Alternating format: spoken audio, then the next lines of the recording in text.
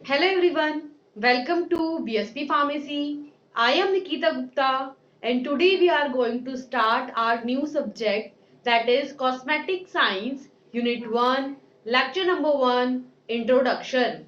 So आज हम शुरू करेंगे हमारा एक नया सब्जेक्ट जिसका नाम है क्या, कॉस्मेटिक साइंस।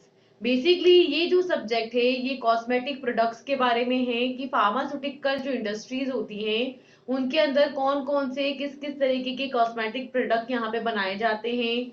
जब उनको फॉर्मुलेट किया जाता है तो उनकी फॉर्मुलेशंस किस तरीके की रहती हैं, ठीक है, और उसके अंदर कौन कौन से आपके जो इंग्रेडिएंट्स होते हैं वो यहाँ पर मिक्स करके किस बेसिक फिनोमिना को यूज करके उनको फॉर्मुलेट किया जाता है। तो इन्हीं सब्सटेंसेस को हम यहाँ पर डिस्कस करेंगे। तो स्टार्ट करते हैं हमारा यूनिट 1 का first lecture, introduction to the cosmetic science, जहां पर हम देखेंगे कि कॉस्मेटिक से हम क्या समझते हैं। ठीक है, अगर यहाँ पे फीमेल गर्ल्स हैं तो आप लोग सभी कॉस्मेटिक्स को जानते होंगे। ठीक है, कॉस्मेटिक्स का मतलब है कि जो भी सब्सटेंस जो क्या करेंगे, ब्यूटीफाइन करेंगे, है ना, यानी कि ब्यूटी को इनहांस करेंगे। ठीक है, तो बेसिकली ये वो सब्सटेंस होते हैं जो क्या करते हैं, अपीयरेंस को गुड बनाते हैं। ठीक है, एक गुड अपीयरेंस देते हैं और ब्यूटीफाइन करते हैं। ठीक है, और बेसिकली जो है इसके अंदर फीमेल प्रोडक्ट्स हैं, also male products are also there.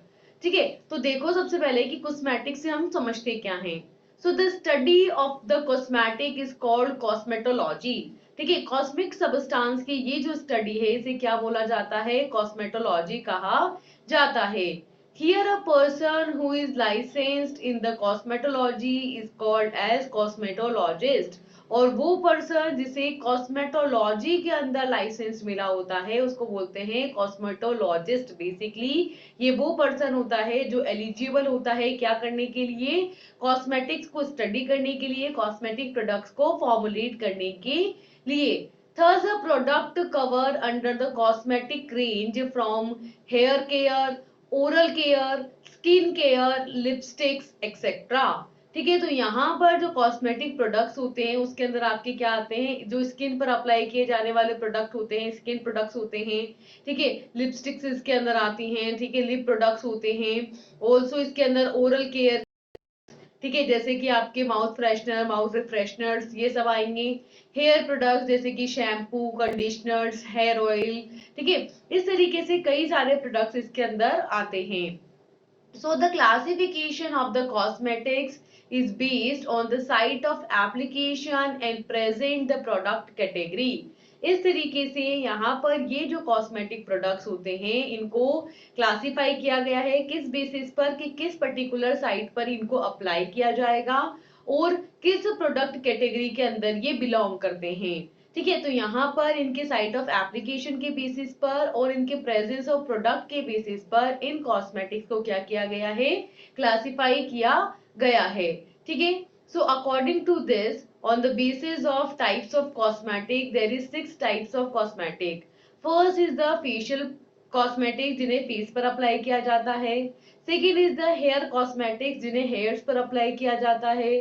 Third is the eye osmotics cosmetics जिन्हें स्पेशली आईज पर अप्लाई किया जाता है। Fourth is the dental and oral cavity cosmetics जो कि आपके ओरल कैविटी के अंदर ओरल कैविटी को ब्यूटीफाइंग करने के लिए यूज किए जाते हैं। फिफ्थ है आपके एंटी पर्सपिरेंट्स एंड डिओड्रेंट्स जो कि फ्रेग्रेंस देने का काम करते हैं। And last is the miscellaneous cosmetics.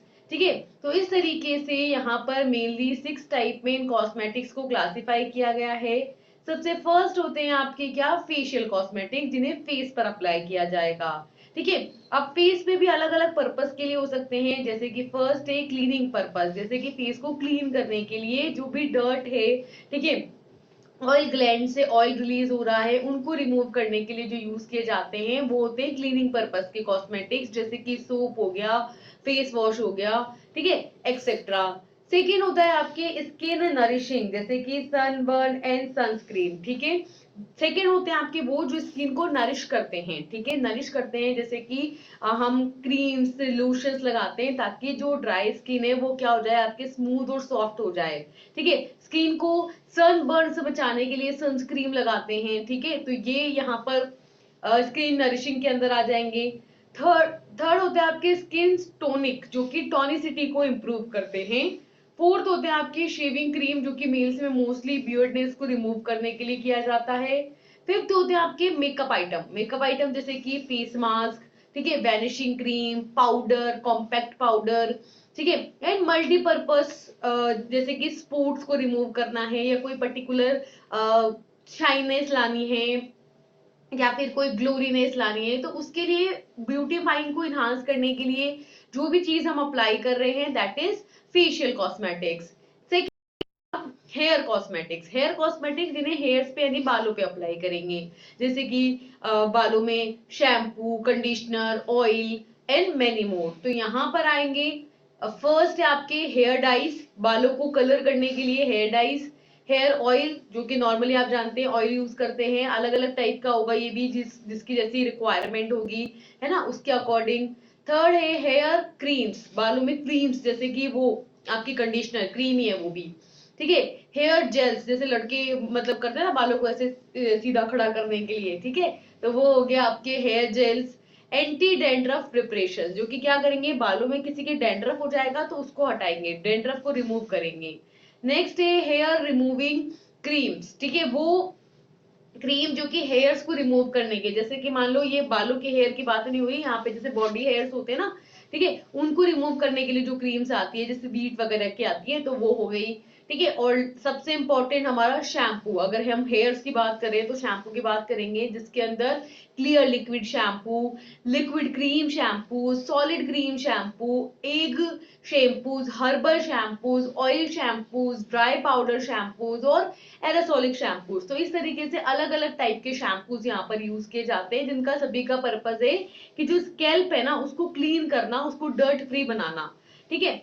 Next होते हैं आपके क्या, आई कॉस्मेटिक्स, यानी कि वो कॉस्मेटिक्स जिनको आईज पर अप्लाई किया जाता है, जैसे कि आई लाइनर जो कि आईज में लाइन बनाता है, ठीक है, आई ग्लोव्स, काजल, है ना, सुरमा, मस्कारा, और एक और आईज के अंदर ही आपके कॉन्टेक्ट लेंसेज, जो ऑप्थेल्मिक ड्रग डिलीवरी सिस्टम का भी एक पार्ट है, ठीक है, और आईब्रो पेंसिल्स। तो ऐसे डिफरेंट कॉस्मेटिक प्रोडक्ट हैं जो आईज को ब्यूटीफाइंग करने के लिए, आईज को अट्रैक्टिव लगाने के लिए यूज किए जाते हैं। फिर आते हैं आपके ओरल कैविटी कॉस्मेटिक्स, जिनको ओरल कैविटी में अप्लाई किया जाएगा, जो कि ओरल कैविटी को क्लीन करेंगे बेसिकली, जैसे कि दांतों को क्लीन करने के लिए टूथपेस्ट, टूथ पाउडर, ठीक है, ओरल कैविटी को क्लीन करने के लिए माउथ वॉशेस, ठीक है, टीथ को एकदम वाइट बनाने के लिए व्हाइटनिंग क्रीम, ठीक है, चीविंग क्रीम, कुछ ऐसी चीजें जिसको हम चबाएंगे ताकि रिफ्रेशमेंट आए माउथ के अंदर, ठीक है, तो चीविंग गम्स, जिसमें हम गम्स को भी क्लीन करेंगे, ठीक है, मसूड़ों को क्लीन करोगे, दांतों को क्लीन करोगे, ओरल कैविटी को क्लीन करोगे, तो वो सारे कॉस्मेटिक प्रोडक्ट। फिर होते हैं आपके anti perspirants and deodorants. Deodorants क्या करेंगे, फ्रेशन अप, यानी कि जो स्मेल, बॉडी स्मेल आ रही होगी, ठीक है, पर्सपिरेशन की वजह से, तो उसको रिमूव आउट करेंगे।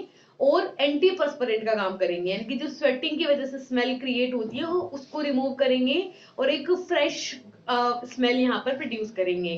तो इसके अंदर आते हैं आपके एंटी पर्सपिरेंट्स, जो कि स्पेशली एंटी पर्सपिरेंट्स का मतलब ये होता है कि वो जो कि जो पर्सपिरेशन है, यानी कि जो स्वेटिंग है, उसको इनिबिट करते हैं। तो इसके अंदर आते हैं आपके liquid, lotion, sticks and powders, जो कि क्या करेंगे, आपके पर्सपिरेशन को रोकेंगे। देन सेकेंड होते हैं आपके डिओड्रेंट्स। डिओड्रेंट्स क्या करते हैं कि जो फ्रेग्रेंस यहाँ पर जनरेट करते हैं, तो ये होते हैं आपके powder, liquid, cream and stick. And next last होते हैं आपके मिससेलेनियस कॉस्मेटिक्स, जिसके अंदर आते हैं आपके anti stress mark. Anti stress mark basically वो प्रोडक्ट होते हैं जिनको स्ट्रेच मार्क्स हो जाते हैं, तो उसको हटाते हैं, उसको हाइड करते हैं, उसको रिमूव करते हैं धीरे धीरे, ठीक है। ऐसे ये होते हैं ब्लैक हेड्स रिमूवर, जो कि ब्लैक हेड्स जो हो जाते हैं उनको रिमूव करने का काम करते हैं। एंड टॉयलेट सॉप्स, जो कि बेसिकली हाथों को क्लीन करने के काम आएंगे। तो ये भी डिफरेंट प्रोडक्ट्स हैं जो कि कॉस्मेटिक्स के अंदर ही आते हैं। तो इस तरीके से इन सारे टाइप के प्रोडक्ट्स को हमको स्टडी करना है, हर एक क्लास को हमें डिटेल में देखना है, ठीक है। कि किस तरीके की प्रिपरेशन के अंदर कौन कौन से इंग्रेडिएंट्स यूज होंगे और किस तरीके से इनको फॉर्मुलेट किया जाएगा। ठीक है, तो इसी के अंदर नेक्स्ट देखो, सबसे पहले किसके बारे में, हर्बल कॉस्मेटिक्स के बारे में। हर्बल बोला है मतलब कि वो कॉस्मेटिक है जो हर्ब से बने हैं। हर्ब से मतलब कि बेसिकली ये क्या है, आपके प्लांट प्रोडक्ट है। ठीक है, तो हर्बल कॉस्मेटिक्स की बात करें तो the history of herbals is really the history of human kind for every culture throughout the time has relied upon herbs for the its medicines and cosmetics। ये जो हर्बल प्रोडक्ट्स हैं इनकी जो history है, ठीक है, ये उतनी ही पुरानी है जितनी ह्यूमन की हिस्ट्री है, कि जब से ह्यूमंस थे तब से हर्ब्स थे तो उनकी एक हिस्ट्री रही है। तो हर कल्चर के अंदर बहुत पहले से ही हर्ब्स को एज ए मेडिसिन और as a cosmetic product use किया जा रहा है। ठीक है, आज से नहीं करने लगे, पहले से ही करते हुए आ रहे हैं। So today, however, interest in the herbal products has increased once again। और धीरे धीरे क्या हुआ था कि जैसे जैसे ग्रोथ एंड डेवलपमेंट होता जा रहा था तो कई सारे केमिकल सबस्टांस आ गए थे जो कि ह्यूमन काइंड यूज करने लग गए थे। लेकिन बाय द टाइम वापस से हर्ब्स के इंपॉर्टेंट को समझते हुए, हर्ब्स के साइड इफेक्ट्स को कि भाई ये देखते हो कि केमिकल्स के साथ कितने सारे साइड इफेक्ट्स हैं और हर्ब्स कितने ज्यादा साइड इफेक्ट फ्री हैं, ये समझते हुए वापस से धीरे धीरे हर्बल प्रोडक्ट्स की तरफ जो इंटरेस्ट है वो बढ़ता जा रहा है। नेक्स्ट है कि herbal cosmetics represents the cosmetics which is associated with the active bio ingredients, nutraceuticals and pharmaceuticals. यहाँ पे ये जो आपके हर्बल कॉस्मेटिक्स हैं वो किस बात को रिप्रेजेंट करते हैं, ये इस बात को रिप्रेजेंट करते हैं कि यहाँ पर हमारे डिफरेंट फार्मास्यूटिकल या न्यूट्रास्यूटिकल प्रोडक्ट्स होते हैं और उनका जो एक्टिव बायो इंग्रेडिएंट इसके साथ एसोसिएटेड होते हैं जो कि आपके कॉस्मेटिक्स को रिप्रेजेंट करते हैं। तो ओवरऑल ये कहना चाह रहे हैं कि हर्बल कॉस्मेटिक का मतलब है कि यहाँ पर क्या होगा, आपकी हर्ब्स होगी। ठीक है, ये हर्ब्स जो है ये कॉस्मेटिक्स के साथ जुड़ेंगी और क्या बना लेंगी, हर्बल कॉस्मेटिक्स बना लेंगी। बेसिकली हर्ब से बनी हुई कॉस्मेटिक को हम क्या बोलते हैं, हर्बल कॉस्मेटिक्स बोलते हैं। And the use of bio active phytochemicals from a variety of botanicals has a dual functions। ठीक है, और यहाँ पे आपके जो बायो एक्टिव फाइटोकेमिकल्स हैं जिसके अंदर एक वाइड वैरायटी के अंदर आपके सबस्टांस आते हैं, वो डुअल फंक्शन यहाँ पर प्ले करते हैं। ठीक है, आपकी बॉडी को, आपके जो स्किन है उसको नरिश भी करते हैं और साथ में ब्यूटीफाइंग भी करते हैं। तो इस तरीके से जब यहाँ पर जो केमिकल्स की फॉर्म में प्लांट प्रोडक्ट यूज किए जाते हैं तो यहाँ पर ये क्या करते हैं, dual functions, dual role play करते हैं। दोबारा समझो क्या कहना चाह रहे हैं कि हर्बल कॉस्मेटिक्स से हमारा मतलब है कि वो सबस्टांस जो कि बेसिकली हर्ब्स होते हैं और कॉस्मेटिक प्रोडक्ट की फॉर्म में यूज किए जा रहे होते हैं उनको बोलते हैं हर्बल कॉस्मेटिक्स। और ये जो हर्बल कॉस्मेटिक्स होते हैं इसके अंदर जो बायो इंग्रेडिएंट्स होते हैं आपके, वो न्यूट्रास्यूटिकल्स या फार्मास्यूटिकल प्रोडक्ट होते हैं। ठीक है, नेक्स्ट है इसके अंदर the ideal properties of cosmetic is that they are non irritant, non toxic and acceptable. ये जो कॉस्मेटिक प्रोडक्ट्स होते हैं इनके अंदर कुछ फिक्स आइडियल प्रॉपर्टीज है जो कंपलसरी है कि ये तो होनी ही चाहिए। जैसे कि कोई भी कॉस्मेटिक प्रोडक्ट बना रहे हो तो पहली चीज क्या चाहेंगे हम कि वो कोई टॉक्सिसिटी ना करे। ठीक है, जिस भी बॉडी पार्ट पर उसको अप्लाई किया जाए वहां पर कोई इरिटेशन ना करे और जो भी पर्सन उसको यूज कर रहा है उसके लिए वो एक्सेप्टेबल हो।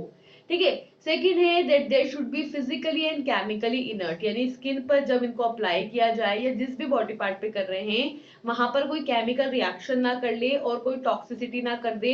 ठीक है, तो फिजिकली और केमिकली इनर्ट हो। थर्ड मोस्ट इंपॉर्टेंट, इकोनॉमिकल होने चाहिए, है ना, इतने कॉस्टली नहीं होने चाहिए कि कोई बाय ना कर सके, इस रेंज में होने चाहिए कि भाई कोई भी इजीली इनको परचेस कर सके। फोर्थ है लॉन्ग लास्टिंग प्रॉपर्टी, है ना, कि लंबे समय तक बने रहे, ऐसा नहीं कि बार बार अप्लाई करना पड़ रहा है। ठीक है, एक बार लगाएं तो कम से कम एक पूरे दिन भर तो चले, तो लॉन्ग लास्टिंग प्रॉपर्टी इनकी होनी चाहिए। फिफ्थ है ability of masking the imperfections of the skin.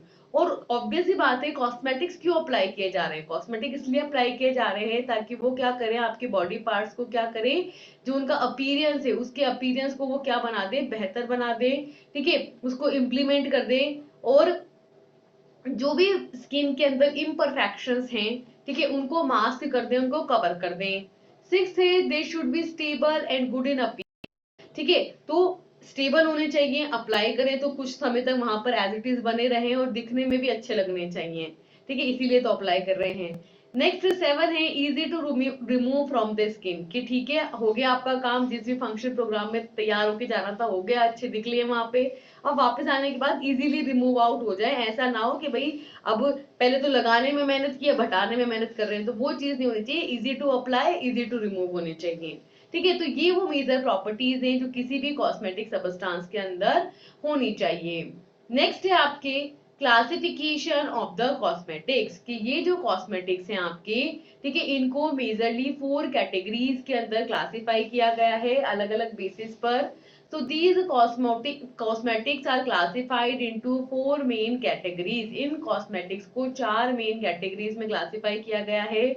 First है according to their use, second है according to their functions, third है according to their physical nature and fourth है according to their state। ठीक है, तो यहाँ पर कॉस्मेटिक्स को 4 मेजर क्लासेस में क्लासिफाई किया है। फर्स्ट है उनके यूज के बेसिस पर, कि किस कहाँ पर अप्लाई किया जा रहा है, किस लिए यूज किया जा रहा है। सेकेंड है उनके फंक्शंस के बेसिस पर, कि भाई वो क्या फंक्शन वहां पर प्रोड्यूस करेंगे। थर्ड है उनके फिजिकल नेचर के बेसिस पर, कि किस तरीके से दिखाई देते हैं। और फोर्थ है उनकी स्टेट के बेसिस पर, कि कौन सी स्टेट में है, सॉलिड, लिक्विड या गैसियस फॉर्म में है। ठीक है, तो इस तरीके से इन्हें 4 मेजर कैटेगरीज में क्लासिफाई किया गया है। फर्स्ट है classification of cosmetics according to their use. ठीक है, जहां पर आप इनको यूज करोगे जिन भी बॉडी पार्ट पर, उसके बेसिस पर इन्हें 5 कैटेगरीज के अंदर क्लासिफाई किया गया है। So based on the skin application, cosmetics are classified into the 5 categories। ठीक है, तो जहां पर भी जिस भी बॉडी पार्ट पर आप अप्लाई कर रहे हो उस बेसिस पर 5 कैटेगरीज में क्लासिफाई किया गया है। फर्स्ट है use for the skin, use for the nails, use for the teeth and mouth, use for the hair and use for the eyes. ठीक है, उन 5 कैटेगरीज में से पहला तो होगा आपकी स्किन, जहां पर अप्लाई कर सकते हैं। नेल्स, नेल्स पे अप्लाई कर सकते हैं। टीथ यानी कि दांतों या फिर मुंह पे अप्लाई कर सकते हैं। फोर्थ है हेयर्स यानी कि बालों पे अप्लाई कर सकते हैं। और फिफ्थ है आईज पर अप्लाई कर सकते हैं। तो इस तरीके से 5 मेजर क्लासेस में से क्लासिफाई किया गया है। ठीक है, जिसको यहाँ पर डिस्कस भी किया जाएगा। तो फर्स्ट है आपके use for the skin, skin के लिए यूज होने वाले प्रोडक्ट। तो इसके अंदर है कि the skin is mainly to protect the human being against the environmental aggregation. These cosmetic products that are poured, rubbed or applied on the skin is known as skin cosmetics. For an example, creams, powders and lotions. क्या कि वो product जिन्हें हम skin पे apply करते हैं। तो skin का मेनली काम क्या है, देखो वैसे ये जो स्किन दी गई थी भगवान की तरफ से हमको, उसका मेन पर्पस था कि जो बॉडी के इंटरनल पार्ट है उनको क्या किया जा सके, प्रोटेक्ट किया जा सके, कवरिंग चढ़ाई जा सके। ठीक है, ताकि जो ह्यूमन है उसको एनवायरमेंटल एग्रीकेशन से प्रोटेक्ट किया जा सके। ठीक है, लेकिन आजकल सबसे ज्यादा जो प्रोडक्ट अप्लाई किए जाते हैं वो इनको ही ब्यूटीफाई करने पर किया जा रहा है, स्किन की ब्यूटी को इंक्रीज करने के लिए कॉस्मेटिक्स अप्लाई किए जा रहे हैं। तो ये जो मेन कॉस्मेटिक प्रोडक्ट्स हैं इनको क्या किया जाता है, स्किन की सरफेस पर या तो अप्लाई करते हैं, ठीक है, या पोर कर देते हैं, डाल देते हैं, ऐसे उडेल देते हैं, या फिर रब कर देते हैं, ऐसे रब कर करके भी लगाते हैं ताकि एकदम अच्छे से आपके स्किन की अंदर तक पहुंच जाए। ठीक है, तो इनको बोलते हैं क्या, स्किन प्रोडक्ट्स और स्किन कॉस्मेटिक्स, जिसके अंदर आते हैं आपके क्रीम्स, पाउडर्स और लोशंस। ठीक है, नेक्स्ट है आपके second which is use for the nails, वो प्रोडक्ट जिनको नाखूनों पे, नेल्स पे अप्लाई करेंगे। नेल्स पे क्या क्या अप्लाई करोगे, नेल पेंट। ठीक है, नेल पेंट को अप्लाई करोगे या नेल पेंट को हटा लोगे। ठीक है, तो नेल पेंट लिक्विड्स और नेल पेंट लिक्विड रिमूवर्स। ठीक है, और वैसे कॉस्मेटिक में नहीं आएगा, वरना नेल कटर भी वैसे इनको काटने का ही काम करता है, लेकिन वो कॉस्मेटिक प्रोडक्ट नहीं है। ठीक है, so the nails in a particular nail plates of the finger of hands and feet have been subjected of decoration in terms of shine or color. Example are nail liqueurs and nail liquid removers.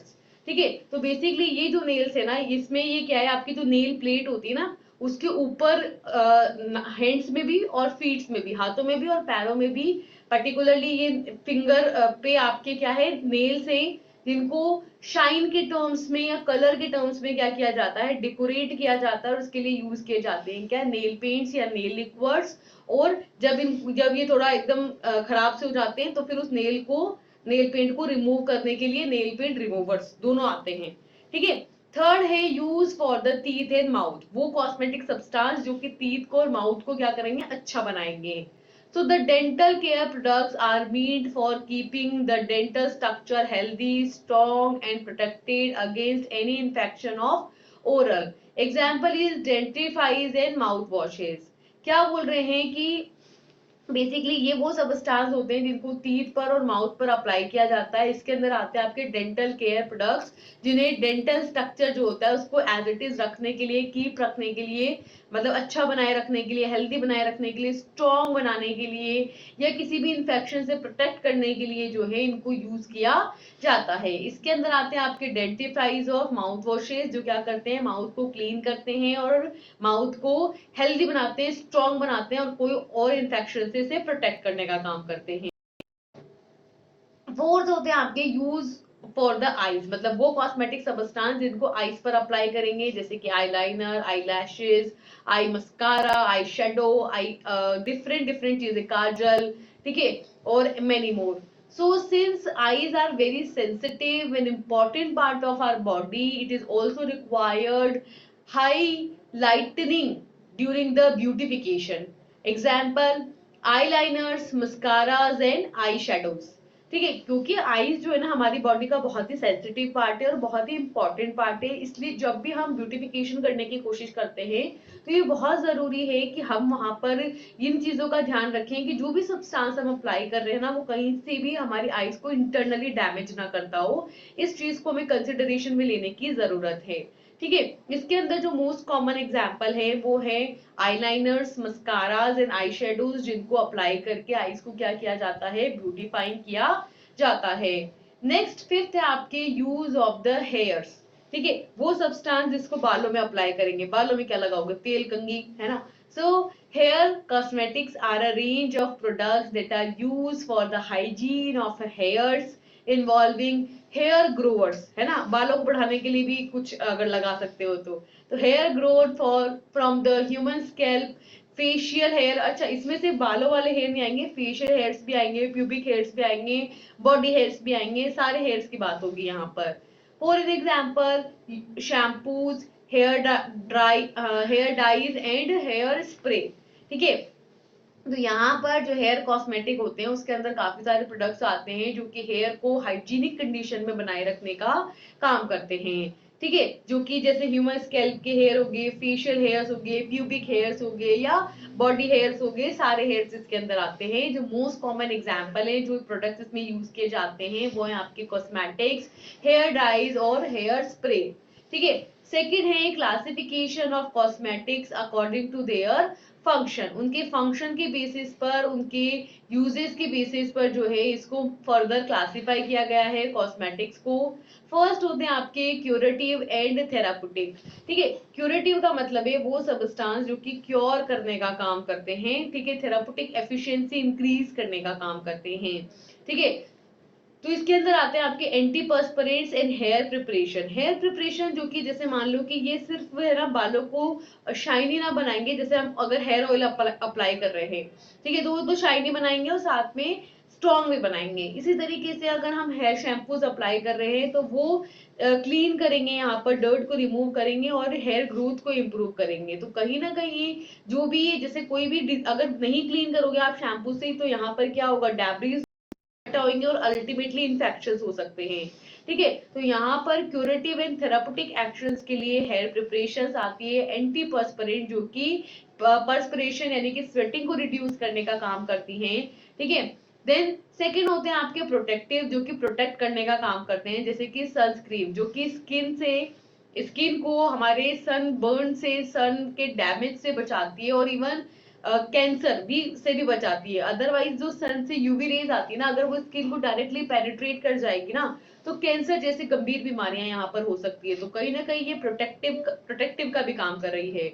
Third आपकी corrective. Corrective का मतलब है which improves the tone and mask the imperfections from face hairs and heels, from example crack creams. ठीक है, crack creams basically जैसे जिनकी idiom फट जाती है ना, तो उन क्रैक्स को रिमूव करने का काम करते हैं। तो ये क्या करते हैं, जो भी स्किन पर या हेयर्स पर या हील्स पर, हील्स मतलब एडियो पर, ठीक है, जो भी इम्परफेक्शन है, जैसे कि अगर क्रैकिंग है, ठीक है, या कोई भी और मतलब कोई भी इम्परफेक्शन है, तो उसको क्या करती है, मास्क कर लेती है, ढक देती है, कवर कर देती है, और टोन को इम्प्रूव करती है और बेटर अपीयरेंस यहाँ पर शो करती है। इसके अंदर आते हैं आपके क्रैक क्रीम्स। और फोर्थ होता है आपके डेकोरेटिव, यानी कि डेकोरेशन करने का काम करती है, सुंदर बनाने का काम करती है। So it gives a person a feel of confidence and happiness. ये वो आपके प्रोडक्ट्स होते हैं जो डेकोरेशन करने का काम करती है, यानी कि सुंदर लगवाने का काम करती हैं। ये वो चीजें होती है जो किसी भी पर्सन को कॉन्फिडेंस देती हैं, हैप्पीनेस देती हैं। ठीक है, जैसे कि लिपस्टिक्स और नेल लिक्विड्स एक्सेट्रा। ठीक है, थर्ड है classification of an cosmetics according to their physical nature.